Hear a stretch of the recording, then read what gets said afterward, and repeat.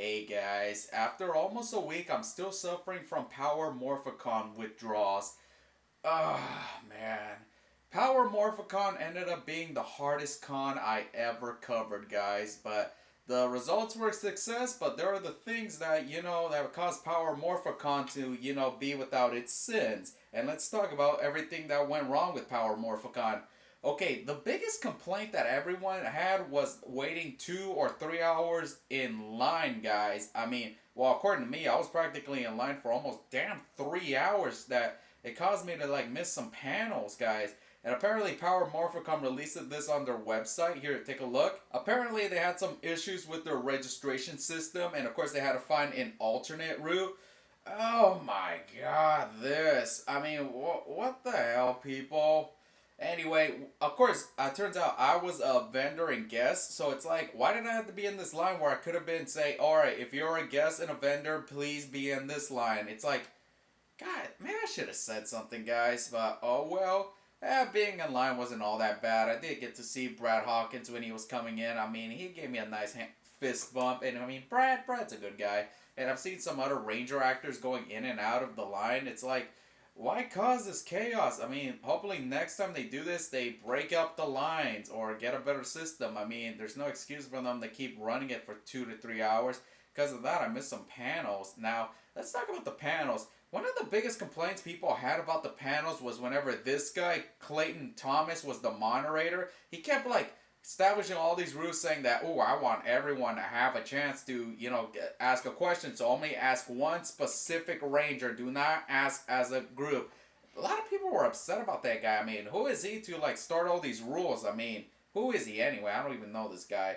Anyway, another thing I felt about about rules is that were there even rules at Power Morphicon? I mean, not talking about what running around in the nude or anything like that. I feel like there was no rules, guys. I mean, first of all, I didn't see a cosplay is not consent sign.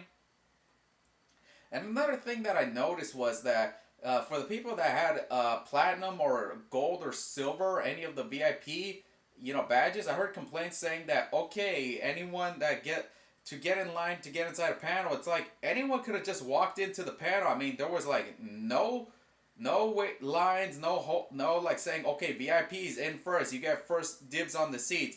There was none of that. I mean, for me, I saw none of that, guys. It's like you could just hang out in the panel room all day long. Like I know I did, but it's like there was not a all right. This room is clear now. Everyone has to get out. We'll restart in 15 minutes. Get back in line. But I myself am a little bit glad that way I didn't have to keep going back and forth in line because I was filming the panels. But still, it's like, and I know that there were some platinums that were upset about it. It's like, why waste money for this if we didn't get that? Were there any like, okay, this line's for VIP, so you come in here for autographs or anything like that? Was there any of that rules? Tell me, guys. I did not see anything.